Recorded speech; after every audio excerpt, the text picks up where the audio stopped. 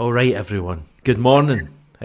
Final morning briefing of the week from the Celtic Way. I am Hamish. We've got the full squad, or the usual squad it should be, not the full squad. We've got Ryan on and Tony on. Thank you for sticking with us. I know we're a few minutes late. Those of you watching live, appreciate you all. You're all chomping at the bit, aren't you? There's plenty of chat going on. We've got stuff to chat about, Tony. Plenty of stuff. And we've got a game this weekend as well, and it's a tasty game, I would say, as well. Yes, looking forward to that. Myself and Ryan shall hopefully be there with an official confirmation that we should be there. So we'll bring you pre-match and post-match and all that. And it's always difficult when you go to Paisley, isn't it? Stephen Robinson's team are always well-drilled, well-organised, and always give you a game. So yeah, looking forward to that. And I think one of the guys in the chat, Graham Caldwell, big St Mirren man who's usually in the chat, he's going to come and say hello. So I look forward to meeting Graham as well. Good lad that he is, and knowledgeable football man. So yeah, that'll be fun too. Yeah, looking forward to it, Ryan. Very much so. And I'm 50-50 on the whole difficult game because, and their form at the moment has been sketchy. Yes, they get that good win against Hibs at the start of the season, but they were defeated against Brann over two legs, and then they get put out of the Scottish League Cup by Dundee United last weekend, and then the weekend before was an Aberdeen defeat. So they've had ups and downs this season, but I'm well aware that they'll up their game for Celtic, as do most teams in the Scottish Premiership, which is to be expected. Celtic are the best team in the division, so teams naturally want to bring out their A game against the champions. But I'm looking forward to it. Good ground, the Svizzer Stadium. I always enjoy going there. I remember Celtic were using that as pre-season friendlies 10, 11 years ago. Who are the two teams we played there? Go on, test your knowledge. I'll open that up to the chat as well. Oh, that's a good trivia question for anybody in the comments. One of them was a big team. team. The other one, I'll be very impressed. It was Real Sociedad. They were the big team. I think it was a 0-0 draw. But there's a game a few days before then. Come on, someone's going to win a prize here for naming it. Tony, you get any ideas? No? Sorry, what was the question? Doesn't matter. The pre-season teams back when Celtic were using St Mirren Park, I think it was because of the Commonwealth Games. Was it due to work going on at Celtic Park, or the opening ceremony happening at Celtic Park rather? Yeah. So I can't remember the other team. Was it? I wouldn't even want to have. I know who it is, and I'm very proud of myself for knowing it because I was there. I think we might have lost. I checked out of life at that point because I took 2 weeks off during the Commonwealth Games, so I went into complete and utter shutdown. Yeah, so yeah. So not a guy that scored a hat-trick on that day? Wouldn't be able to tell you. No, nobody's getting it. It was Den Bosch, I believe. Would never have got that. Dutch team. They wear blue. I think we lost to them. I'm disappointed, everyone. I thought you would have known your season 2014-15 first pre-season friendly stuff. We'll let you off with it. I guess I'm just a wee bit of a weirdo for knowing that kind of stuff. Anyway, transfer stuff. What's the story? There's a few names we can maybe chat about. There's Matthias Boguts, and the chat is that we're a wee bit off LAFC's valuation. Shock horror, guys. I'm absolutely stunned to report that. What do you think, Tony? Well, I think initially they thought they could maybe get him for 8 million. Was that right? Or that was the figure that was being talked about, and now that could rise to 10 million. Is that right? Or 10? Yeah, over 10 million. So that's the chat. Listen, you said the words there, shock horror. I'm not shocked or horrified or surprised. I texted Eric Sviatchenko yesterday, and he lovely guy. Texted me back. Lovely man, wonderful human being, as you would say. And he texted me back and said he's played against him, very aware of him, and it would be very, very interesting if he went to Celtic. He said because he's a very good player, and he said he's currently the man on fire in the MLS at the minute, along with two the other players. But he was saying that would be a very interesting move for the player, and he understands why Celtic are in for him. But he was kind of like he spoke very highly of him, despite not knowing too much about him. But yeah, he played against him and said, "Yep, he's a very, very good player. So yeah, and I think a few others have commented and said he's a cracking player. You saw the highlights reel.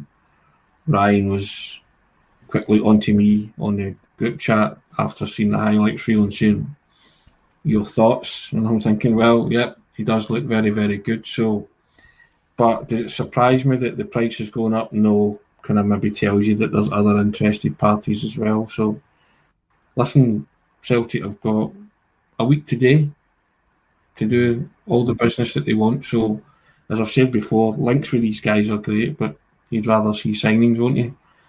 And today will be interesting when the manager speaks about the lie of the land with reference to signings, ingoings and outgoings. So very, very much everybody will be hanging on to what the manager says today.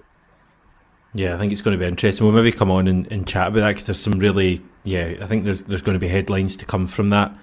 LAFC, they've got a Leagues Cup final Sunday night.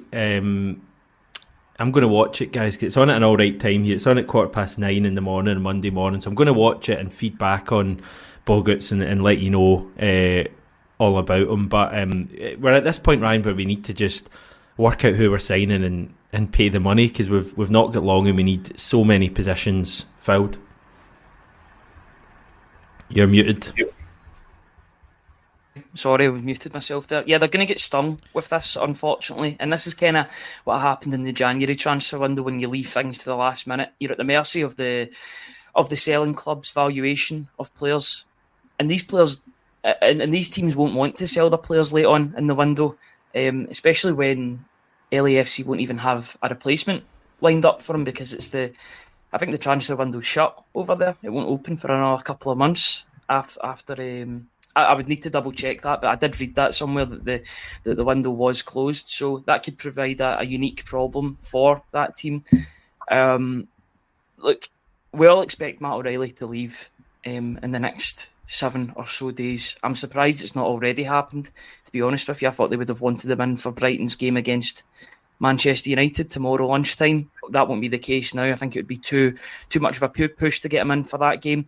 But yeah, I thought it would have been done by now. Does that mean that they're still talking between the two clubs? Personal terms are still to be agreed. I'm not sure. I think it still will happen in the next 7 days. The Kyogo links seem to be going on. They're continuing to go on. So these situations have to be resolved as soon as possible because Celtic need to know their squad. They need to know their squad for Europe. They need to bring in capable replacements. They also need to strengthen, as we spoke about yesterday, in those positions that aren't getting talked about as much recently because of those links to attacking midfielders, etc. You know, they've still got the centre back position to strengthen. That might be the case in Austin Trusty. Left back, you know, that's still a position that needs to be identified. And then there's a couple of other positions that you could say here or there need to be strengthened too, give or take. So there's still a lot of work to do. 7 days to do so. It's going to be one hell of a recruitment drive in the next 7 days. Let's see if Celtic are up to the task because as of right now, apart from Sinisalo and Schmeichel, it's been the same players that have came in. There's not been any real new names, and that's what I want to see in the next 7 days. I want to see some excitement. I want to see some new players, some new blood coming into this team and really reinvigorating the squad. Not that it needs much reinvigorating, but an extra reinvigoration. Yeah, I've come around to the feeling with a week to go of the transfer window, and please don't laugh your head off when I say this, everyone, but 4 players is what I would like. I want a left back, a centre back, and 2 centre mids. And I know what you're thinking, potential striker. For now, no, I'm happy with Kyogo and Ida if you know Kyogo stays. But centre back, we need a centre back, we need a left back, and I think we need 2 midfielders if Matt O'Reilly moves on. So that's what I'm hoping for, but I'm preparing to be disappointed, Tony. Yes, we shall see. 7 days, centre back for me is the main one. I know we also need a left back desperately. I get that, but I think we need a centre back to go into the Champions League. We need a new centre back. Champions League. And I think most people's concern is there's been no links to anybody, but I'm hoping there's due diligence being done in that position. Celtic will just produce some rabbit out of a hat from somewhere. But yeah, Matt O'Reilly goes. The manager himself said he needs 2 midfielders. you have a feeling that one of them might be McCowan for the Scottish contingent and as a backup from Dundee. Yeah, I know it doesn't excite you, but Homegrown stuff, I guess. yeah, But home game, yeah. So ticks that quota, doesn't he? The quota box. I'm just going on a hunch here, but because there's still interest there from Celtic, and then you might perm anyone from two of Arvin, Sanchez, and Enkles, but they seem to be the kind of furore around them's kind of quelled a bit as well, hasn't it? And obviously there's been Matthews, Josh, and you're like, well, are they going to be priced out of that? And again, going back to, we spoke about it before about the leaving it too late, and now selling clubs are seeing your desperation, and they will try and hold on to their assets as long as they can and put extra money on in the terms of their assets value, and it's up to Celtic to. But you're hoping that what you've been hearing and reading that have been working away in these deals, and they're maybe getting some kind of joy that they can get the 4 players in that you say, Hamish. But I've got to be honest, and I'm not down on your suggestion, but I just don't see Celtic bringing in 4 players in a week when it's taking them ages to conclude the Bernardo deal and the Ida deal. I could be wrong on that. I'm laying every stock in what the manager says, and today will be very, very important to hear what he says today. I think a lot will hinge on what he says today, and we shall kind of see the lie of the land after that. It's a very big press because he's got a lot of issues to address today, hasn't he? it's going to go on a while, isn't it? Because all the written media guys are still in, aren't they? So it's an all-in. So it's going to probably be the best part of half an hour. Yeah, I would agree with that. It's going to be. I thought last week's press conference was box office for certain reasons. I think this week's one's going to be box office for other reasons too. You're going to find out a lot, I think, today from Brendan Rodgers. And I think that's the great thing about Brendan Rodgers. He is his own man. He's, as much as he represents the club, and he did defend the club last week after the allocation situation, he will be his own man. And he will talk up if he believes that things aren't getting done in the background, or if more work is needed to be done. I think 4 is the minimum at this point for signings from now until next week. It has to be the minimum. Time is of the essence. Whether they get that is a different story. But you come into the window, and I think they actually have done a good job eventually of getting rid of a lot of the fringe players. It looks like Mikey Johnson is heading elsewhere. Yuki Kobayashi, although that's not been announced yet, strangely. Toby Oluwayemi's went to Dunfermline. Gustav Lagerbielke is potentially on the move. Not heard anything about that, anything further to that. So they've done a good job in that sense. Maybe that's what's holding them back. They don't want an overflow of players at the same time. They don't want to have a Chelsea situation where they've got about 40 players on their books and they have to find individual training spaces for them. But once that's out the way, and once you get the likes of Mikey Johnson, Lagerbielke, and the aforementioned other names that I've said, then you might see the players coming in. That's best case scenario. Worst case is that they're scrambling for players at the moment here, and I hope that isn't the case, because then, like I said before, you're at the mercy of these teams, of the selling clubs, who can ask for basically what they want because they know that Celtic are in the position, both that they need players and that they're financially very wealthy too. So they know that they can get good prices from Celtic and that's I guess that's a byproduct of being a PLC and announcing that you're going to have incredible profits. Other teams are going to latch on to that. It'd be naive to suggest otherwise, to be honest. Just a few names that have come up over the past 24 hours. One very recently, but yesterday we had Sheffield United defender Austin Trusty mentioned. I think one of you already mentioned him on this. He's a USA international. I don't know anything really about him. I've not heard of him before, but looking at the kind of basic information about him, reminds me a lot of Cameron Carter-Vickers. I think he's a similar age to Carter-Vickers. He's kind of playing at that kind of Sheffield United level. Previously been at a big club, a bit like Carter Vickers had been at Spurs, but had kind of been out on loan. Obviously the USA international thing. He's a centre back / left back. When we signed Carter Vickers, people were mentioning him as a centre back / right back. It sounds ridiculous to imagine Carter Vickers as a right back now, but he did play there earlier in his career. So I just wonder if there is something in this Austin Trusty stuff, if he's the centre back we're looking at. And on the face of it, if it is someone who Carter Vickers maybe knows from international duty, that might not be a bad move if they already have some sort of a relationship. So I think that's one worth keeping an eye on. The other one that's come up today that may be tenuous, but it comes from a guy called Nabil Djellit, a French journalist with, if this matters, 560,000 followers. So clearly not a nobody. He tweeted, and I put it through Translate, to say, lacking playing time at Olympic Lyon, Mahamadou Diawara has an offer from Celtic. Other clubs are interested in the 19-year-old midfielder, including Nantes and Lens. So that's an interesting one as well. A couple of names there, Tony. I guess we're going to have far more names coming up. There'll be lots of names coming up before now, and the 30th. Bearing in mind the 29th, we'll find out who we play in the Champions League as well.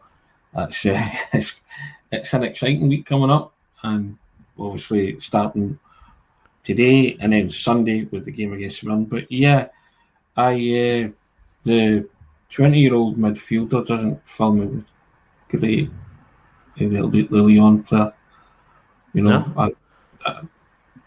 I don't know. I hate using the project word, but I'm not too sure about him.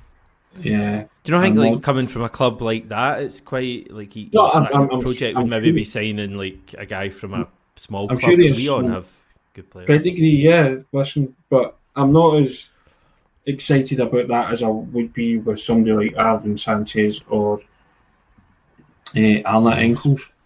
You know, or Engels, however we're pronouncing his name. Ryan tells because Derek Ray told him.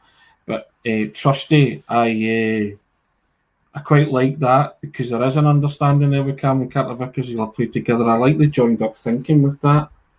But again, you know, it's another link. Why can't we just go out and sign these guys without there being, you know, speculation dragged out for however long and weird? I said earlier on this week, the next 7 days, I have the number of days that we've been talking about. They're just going to be torture in terms of Celtic's incomings and outgoings, because things are going to drag out. You're going to, as you say, you're going to hear all sorts of names, like the Diawara name right now, and there'll be more of that kind of stuff. So it's just, I can't wait for the window to shut. I've got to be honest. But yeah, I agree with you that 4's the bare minimum, but what we want and what we actually get is going to be two different things, isn't it? Unless the manager comes out today and bosses it and owns it and tells us that he's got it in hand. And so far, his comments have been of a man who seems to have it all in hand. But the clock's ticking now, isn't it? That's all. That's your concern. And it's been a testing week when you think that I think we'd probably all agree our best player is heading, you know, for an exit, and we all probably thought that was coming, but we maybe hoped that he would stay, especially as the window went on. So we've not heard from Brendan Rodgers since the whole Matt O'Reilly stuff to Brighton has come out, so he's going to have to let us know what's going on there. But the big thing is going to be the Kyogo stuff. We've not really mentioned it because there's not any sort of update on it, everyone, so I didn't really want to go into it all again because I feel we've covered it over the past couple of shows, but that's going to come up today. What do you think Brendan Rodgers is going to say about that, Ryan? Because he's usually pretty honest and forthright with these kind of things. Yeah, I'll be a tad concerned if he brings up the better your financials elsewhere sort of scenario that he's been using for Matt O'Reilly recently, because then I would say that the writing could potentially be on the wall. Just a bit of a side thing before I go back to talking about Kyogo. I had a wee look at that Mahamadou Diawara. I noticed that he was in PSG's academy until 2023 before joining Lyon. Now, you come from pretty good spot. Yeah, you come from pretty good. so do most teams in world football, to be honest, because Nkunku came from the same place as well.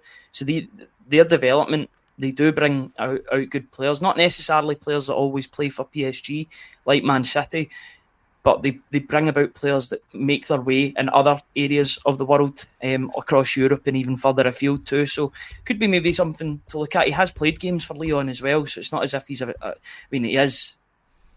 he is, but he isn't a reserve player. He's played games actually for Lyon's first team, so he's made appearances. So you've got something to go with there.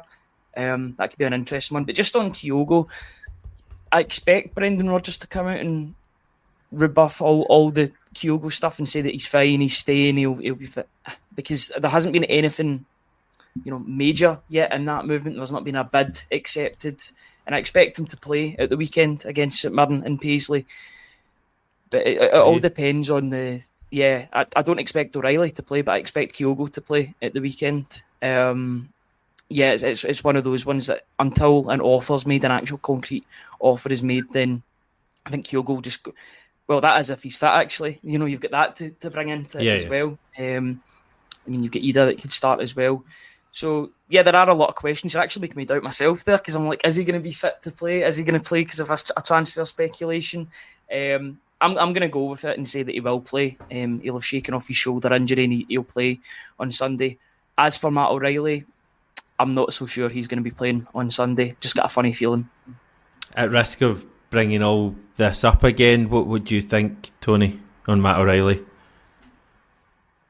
I think if the deal's close, then yeah. But I'm led to believe that the deal's close. Excuse me. I wrote about it the other day. I fully expect Matt O'Reilly not to be in the squad for Sunday as well, because that's what we said until an offer, and I'm led to believe that it's all on hand. So I fully expect Matt O'Reilly not to be in the squad on Sunday as well, because they're that far down the road with Brighton, So I would imagine that he won't play. But Kyogo's another one. I guess we'll know a lot from if Kyogo does start or not, because you have Adam Ida there that can start, but Brendan Rodgers did say he's still getting up to speed. So, in terms of his fitness, you've got Maeda too. So, and he did very well last week in that position. So, today will be. It's one of them. Brendan Rodgers will speak, and you have to listen closely. And there'll be messages there, but there might be some coded and subliminal ones as well, because he might not want to say too much, but sort of pointing, steering in the right direction. So it's going to be one of them. I mean, good luck to me and Ryan, because we'll be transcribing this, so it could be a long one, Ryan. Could be a bit of a shift transcribing, but yeah, I'm just a bit intrigued to hear what he says today about a myriad of subjects. Mostly transfers, but other things as well. But yeah, I feel like I don't expect Matt O'Reilly to be in the Celtic squad. I think we're all prepared for that. Kyogo one took his blindsided us the other day, and then it blindsided us because it was a tweet from Fabrizio Romano, so you kind of knew there was some concrete links. But now there's been a lot of stabbing in the dark since, hasn't there? About Celtic setting a fee of 20 million and all that kind of stuff. And you get a feeling some of that's, I'm not saying it's guesswork, but most people don't really know. So the manager will have to address the Kyogo situation, because he will get asked the question, won't he? Yeah. I think, as I say, I think it's going to be interesting to hear from the manager. Right, Hazel saying, to be honest, guys, fed up with reports now, want to see some action, yet you and me running out of time for signings. Yes, and generally, when you look at the comments, people are obviously pretty frustrated. To be honest, it's been like that all summer, and I don't blame people. I've felt that generally, and I'm kind of counting down the days a bit like you, Tony, till this is over and we can move on and not have to discuss it, because it's quite draining. I'm sure everyone feels like that, but I do want to bring up a couple of just different comments, because not everyone's feeling like that. Colin saying, panic merchants, chill out. Great things come to those who wait. exciting times, new players, new legends will be born. I think Celtic are going to be fine domestically this season. I think we're not going to have a complete disaster of a season or anything like that. Like, I still back us to win the league, which is the most important tournament we enter every year. The bread and butter, all of that stuff. I think we'll still be fine. It's the European stuff I think we all feel is most important. Stephen's saying it's not most important, but is the kind of thing this year that we're really wanting to measure ourselves at. Stephen's saying Juranovic, Jota, CCV and GG all came in after the 23rd of August 2021. I think 3 of those were actually unveiled on the last day. Carter Vickers came in about 10 minutes before the end of the window. So again, that's a valid point. I think from reading Stephen's comments in the past, he's quite generally quite relaxed, I would say. I don't want to put words in his mouth, but I think he's a kind of more positive maybe about things than a lot of people, and I think that's a fair point. We can do good business late on. There's just not a great amount of trust right now, and we've got a lot of stuff to do, Ryan. But other people can see positivity. Say what you want about the way that he exited the club or the way that things shifted, but all 4 of those signings happened when Don Mackay was at the club.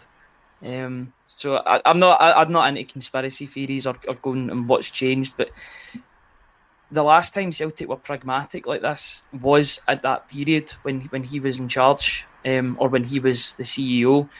And since then, I just don't think the movement's been as good in the transfer window. I feel like we saw something in 2021 with the speed in which players came in. Even at the end of the window, I know they got those 3 players in on deadline day, but how important were those 3 players to reclaiming the title back off the Rangers, and Jota, Carter Vickers and Giakoumakis? 3 massive, massive players. You know, their contributions will never be forgotten in that season. I just want Celtic to do the same, and I hope that, you know, at that point, the 23rd of August, there is 3 or 4 players to come in the door that can really, 3 or 4 players of that quality. Put that into this Celtic team, you'll see the difference almost immediately. Because our first team players, all of them or most of them, commanded a first team spot. Giakoumakis took until the second half of the season, but he really did come alive when he was fully fit and firing. But Carter Vickers, Jota and Juranovic, they all became first choice players almost immediately when they came into the club. I'm wanting the same for whoever Celtic sign. I want to see Darrell O'Shea sign for Celtic now, because the path is clear for him. Celtic need to stump up the money for him now. Brentford signed the Liverpool centre-back, that Dutch centre-back, Sepp van den Berg or something like that. So they signed him. So Brentford aren't going for Darrell O'Shea. So the players there, the players available, they might need to overspend like they presumably overspent for Ida, if that's what you want to believe. These players are there if you part with the money, and Celtic have got the money to part with at this point in time. Bring in the quality required for the Champions League and make a real fist of it in Europe, because you'll make the money back. You get, what is it, 2 million for every win that you get in the Champions League, round about that figure. Yeah, something like that. And if you get 3 or 4 of them, that'll pay for your transfer already, and that's before even talking about gate receipts, talking about TV deals, etc. You speculate to accumulate in these competitions, and I think Celtic have really got to put their money where their mouth is here. They've made it clear that they're in a profitable position. That's good for a business, but Celtic are a football club as well, and they need to show it on the park with the players that they sign. So I'm hoping this next week is busy, because it's been a bit of a drab so far. This and a drag this transfer window so far. I'm hoping it all springs into life in the remaining 7 days. I may be wrong, but I expect it. Not that I expect to be disappointed, but I want to be surprised in this window in the last 7 days. Yeah. Can we mention the weekend as well? We've had a message from your pal Tony Graham Caldwell getting in touch. Don't worry, guys. Expect you to be comfortable on Sunday. We have a few players injured, including O'Hara, who is very important. Even without Matt O'Reilly, I would go for 3-1 Celtic. I think Sunday might be a really tough game. I really like St Mirren. I think they're one of my kind of favourite teams in the league at the moment, the way they go about their business. I think they, both on and off the park, I think they make it difficult for teams, and I think it's going to be a challenge for us on Sunday. I think the one silver lining in all of this is the way the team have been playing and the way the manager's got them playing in the start to the season. That's been a huge positive. But you know fine well, if you take certain players out of that, then it might upset that rhythm. that Celtic have built, which they've built in pre-season right up until now, and that they're playing very well yet. I'm expecting a tough test on Sunday, but like Graham said there, I fully expect Celtic to win. Excuse me. But I fully expected Celtic to win that day they turned up in Paisley and wore the grey strip and get turned over 2-0. When Ange Postecoglou's team were doing very well, and everybody remembers that. So that's how easy it is for these things to happen, for you to get a slap in the face, belt in the mush, call it what you like. But in terms of talking about, spending money, I mean, I was a wee bit hopeful about O'Shea when they started talking about Mikey Johnson to Burnley. I thought that might figure in some part of that deal, wasn't it, originally? They were saying Mikey Johnson was talking to Burnley, or I don't know if somebody got that wrong, but I think initially we read that, and I thought that would make sense again, connecting dots and saying a bit of planning, that would make sense, Mikey Johnson plus cash for O'Shea, because that's a position, Celtic really need to fill. And there is no impediment now to go and getting somebody like O'Shea. He is the only centre-back that's been linked tenuously with the club, isn't he? So far. Or I don't even know if he's been linked with the club. He just liked somebody's Instagram, didn't he? And people were saying... I think there was a thing earlier in the summer saying we were interested in him, but since that was about a month ago, and there's been nothing since. I personally don't think O'Shea's going to be an option for us. I would be stunned if we sign him. That's not based on anything I've heard or that. I'm just, the way things are going. There's been nothing in a month. It looks like it'll probably be Trusty if it's the centre back, because he is a centre back that can play left back, so he's mobile enough. That tells me that he can be a mobile centre half and get about the pitch fairly quickly if he can play in both positions. Good stock. He's played in America, signed for Arsenal, played for Birmingham. He played for as well before moving to Sheffield United for $5 million. Yes, he was a part of that terrible defence last season in the Premier League, but Carter Vickers was part of some bad defences before he joined Celtic. So, I would hold off reservations if he is going to sign until he actually pulls on the green and white jersey and see what he does then. I always hold off reservations, Ryan. I make a judgment on a player. As I say, you can show all the highlights reels that you want. Your eyes will tell you if these players will cut it at Celtic, if they are fortunate enough to sign for Celtic, and Celtic are fortunate enough to take them on. So I always do that. You can make anybody look good in a highlights reel, or you can present any form of statistics slanted in a way that portrays them in a negative light. You will always know a player when you see one in the flesh. And if Trusty's the man, fine. If it's not O'Shea, fine. But you get back to the clock's ticking and everything. And it's been a pretty negative week, hasn't it, in terms of Celtic with the Matt O'Reilly deal almost been done, Kyogo being the subject of Man City and incomings. Again, you're hearing whispers and rumours here and there, but nothing concrete, and no deals been done here. Talks have taken place, but the one positive, I stress again, has been the on-the-field play. And, throughout this as well, throughout this week, Celtic have to negotiate that game on Sunday and keep their winning start to the season. And, that's Celtic's bread and butter. It's winning football matches. Yeah, we want them to compete at a level. Hamish, I've been banging that drum for years. It's just Europe's where we want to be at. But it's very hard to focus on Europe right now when you see the kind of mood music surrounding the club at this minute. Come this time next week, we could be trying to scrape us off the ceiling because everything has fallen into place. We do get those 4 players, we'll feel a lot better about ourselves. We'll know the draw as well. But come this time next week, we'll know the draw and we could be sitting like, oh no, crestfallen again. So, but it's just in the nature of Celtic, isn't it? It's just, as I say, this next week's going to be the ultimate football roller coaster for fans, I believe. Because I was going to say, I'm sure we've got a game next week as well. I'm sure there's a match, isn't there? Yeah, is it a small matter? I thought that a small matter of football at the end of next week. Yeah, correct. Yeah, the biggest derby in world football and all of that kind of stuff.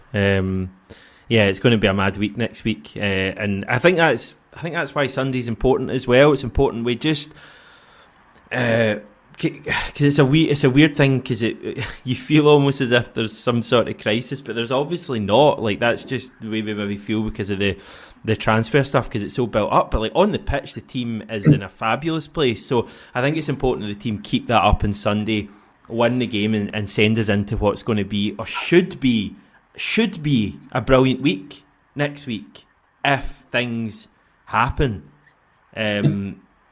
But it could also be a bad week. So I mean, it's next week's going to be mad. Yeah, I think it's the opposite of a crisis. It actually shows that the club is developing players because teams want these players. It's more in the fact that what they do once these players do eventually leave the club that is the problem. They've clearly got assets. They've got assets all over the pitch and teams want those assets. Even Carter Vickers was getting linked with moves to Atalanta. I think Atalanta are just going through the squad list and being like, what player can we take from Celtic at this point in time? Mikey We've got Johnson, to Carter please. Vickers. Yeah. We've got Adamola Lookman on that side, so I think they'll be quite all right. Yeah, it could be a really exciting week. I'm hoping it's an exciting week. Things will happen regardless if they're good or bad, so it's going to be eventful regardless. I'm just hoping that Celtic come out on the other side stronger than when they entered the window, because that's what Brendan Rodgers has been talking about quite a number of times. He wants to be stronger coming out of it than when they entered. So it's up to the Celtic board and the hierarchy to deliver on that. How can you have the start to the season that Celtic have had, playing some wonderful football, scoring some cracking goals, and Hamish used the word, you know, only Celtic could be a crisis as well in the same week, of the same couple of weeks. I mean, we're obviously not in a crisis. I was just kind of saying that you know, it sometimes feels a bit like that. Although I love it saying of course there's a crisis. Yeah.